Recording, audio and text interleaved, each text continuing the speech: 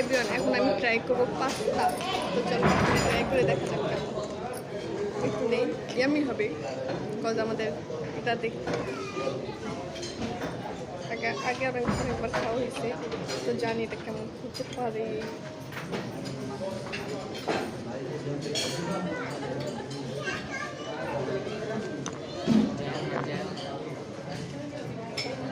চলো খেয়ে দেখি।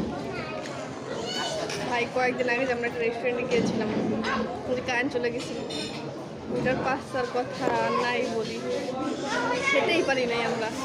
একদম মানে সত্যি কথা।